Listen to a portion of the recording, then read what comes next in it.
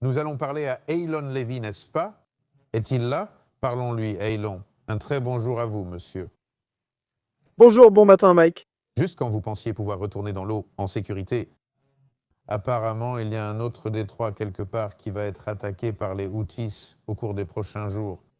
Je vais retrouver son nom, tu le connais peut-être? Le détroit de Bab el-Mandeb, porte de la mer Rouge. Oui, le régime iranien a rempli.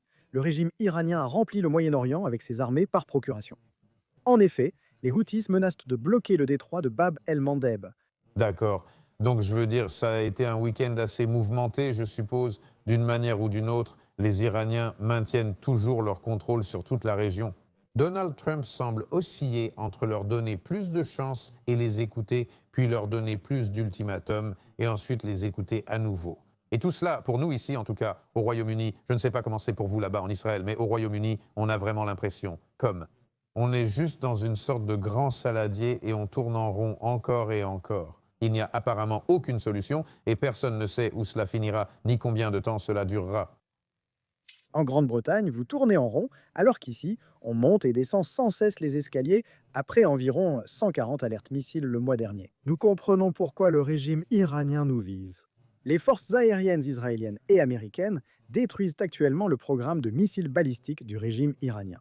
Son programme nucléaire, son soutien à ses armées par procuration, sa marine qui se trouve pour la plupart au fond de la mer, et sa capacité à faire la guerre. Hier encore, l'armée de l'air israélienne a mené des frappes aériennes à Téhéran, ciblant des installations de fabrication de missiles et d'armes. Israël s'assure que le régime iranien non seulement ne possède plus les armes, mais ne puisse plus non plus fabriquer les armes pour menacer ses voisins. Et que si le régime survit à cette guerre, il en sortira considérablement affaibli et ne sera plus en mesure de lancer des missiles et des drones contre ses voisins. Et en effet, en continuant de bloquer le détroit d'Ormuz. Donc, cela a été un mois difficile, mais un mois au cours duquel le régime iranien est considérablement plus faible qu'il ne l'était il y a seulement un mois. N'est-ce pas? Mais je suppose que la difficulté, pour beaucoup de personnes qui l'analysent ici aussi, c'est de savoir s'il est possible de battre l'Iran. Oui, militairement, mais est-ce possible de les battre complètement?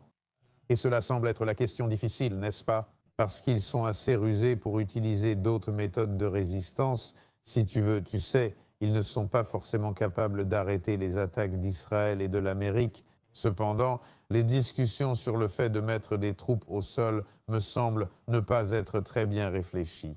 Et aussi, que se passe-t-il si le prix du pétrole et le prix de toutes sortes de carburants et d'autres choses augmentent? Le détroit d'Ormuz augmente encore et encore et encore. Le régime iranien a décidé de déclarer la guerre à tous les consommateurs mondiaux afin de protéger son programme d'armes nucléaires et les missiles balistiques qu'il a lancés sur l'aéroport de Dubaï, sur tout le Moyen-Orient. Le régime iranien montre au monde entier exactement ce qu'Israël et l'Amérique disaient depuis des années, à savoir que le régime iranien est l'une des principales menaces mondiales. Et c'est pourquoi cette guerre doit se terminer, avec le régime ne possédant plus aucun missile balistique, n'étant plus capable d'exercer d'agression.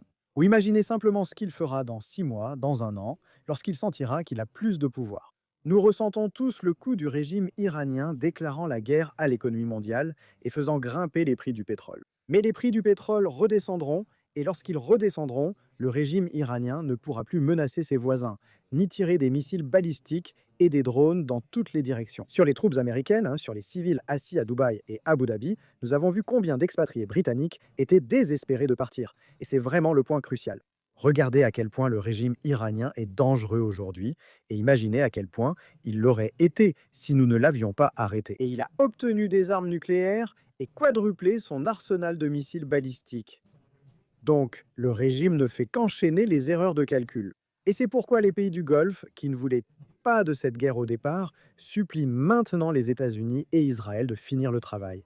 Ils ne veulent pas de cesser le feu. Cela ne fait que balayer le problème, le cacher sous le tapis, essayer d'en faire le problème de quelqu'un d'autre. Ils veulent un accord global qui traite des missiles balistiques du régime iranien, des drones, du nouveau programme nucléaire, de la capacité à perturber la navigation internationale. Parce qu'ils ont vu que c'est un monstre, et ils ne veulent pas que ce monstre se relève à nouveau. Mais à quoi cela ressemble-t-il et comment y parvenir, si vous voulez? Parce que c'est ça la partie difficile, n'est-ce pas? Vous savez, empêcher le régime de faire quoi que ce soit signifie en fait le dépouiller complètement et lui retirer toutes ses crocs.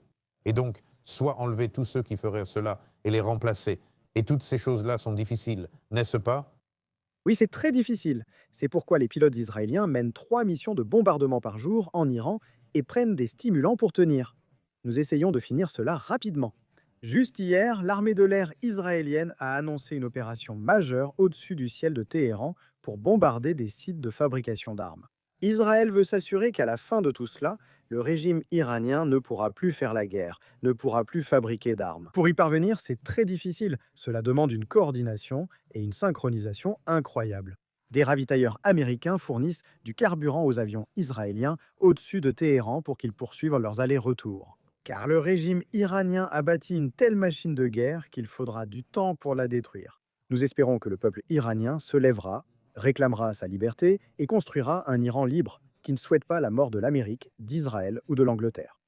Mais tant que l'Iran n'est pas libre, Israël et les États-Unis doivent s'assurer qu'ils ne puissent plus menacer ses voisins. Même si, oui, cela prendra du temps, et c'est une mission très dangereuse. Israël rend ici un immense service au monde au prix de grands risques et de grands sacrifices personnels. Et qu'en est-il du coup pour l'Iran également? Parce qu'évidemment, l'une des raisons pour lesquelles ils sont si puissants et si difficiles à éliminer, c'est tout l'argent qu'ils gagnent grâce au pétrole. Donc, et vous savez, je suppose que paradoxalement, ils gagnent encore plus d'argent maintenant qu'avant.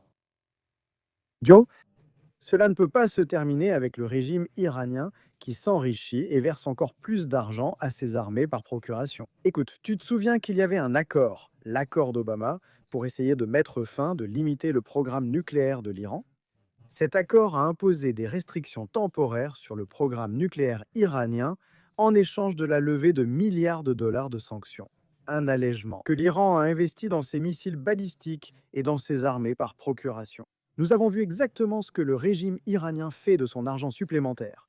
Et ce n'est pas pour améliorer la vie de son peuple, c'est pour construire une machine de guerre terroriste capable de menacer tout le Moyen-Orient. Et c'est pourquoi, selon les informations, l'une des options que le président Trump envisagera serait d'essayer éventuellement de prendre le contrôle. L'île de Kahag, qui est l'île par laquelle le régime iranien exporte 90% de son pétrole. Afin d'étouffer la capacité du régime iranien à continuer de refinancer sa machine de guerre et de le forcer à accepter une forme de reddition, Oui, et donc à court terme, on peut voir que cela va durer au moins un mois de plus, n'est-ce pas? cela durera sans doute encore quelques semaines. Personne ne veut d'une guerre longue. Le but de tout cela est de mettre fin à la guerre sans fin que le régime iranien mène contre nous et contre tout le Moyen-Orient. L'Iran cherchait à se dissimuler derrière des armées par procuration, comme le Hamas, le Hezbollah ou les Houthis, niant toute responsabilité. Ils attaquent avec des armes fournies par l'Iran, mais prétendent que ce n'est pas eux. Nous voulons stopper ce cycle de violence, mais le régime iranien a bâti une puissante machine de guerre. Je pense qu'il s'est convaincu qu'il est en train de gagner parce que ses dirigeants sont en fuite et ils ne reçoivent pas toutes les informations du front sur la gravité de leur défaite. Donc ils font des demandes de plus en plus délirantes. Mais ils ont construit une grosse machine de guerre qui prendra du temps à démanteler. Et c'est pourquoi l'évaluation est probablement que cela va encore nous prendre quelques semaines. Courir à l'intérieur et à l'extérieur des abris pendant que le régime iranien tire des missiles à sous-munitions sur nos villes. Mais vous savez, nous ne savions pas qu'il faudrait juste être des grands garçons et encaisser. Parce que c'est un petit prix à payer pour sauver le monde d'un régime iranien nucléaire. Eylon Levy, merci beaucoup. Vraiment, merci de vous être exprimé. Eylon Levy, l'ancien porte-parole du gouvernement israélien, maintenant podcasteur, bien sûr.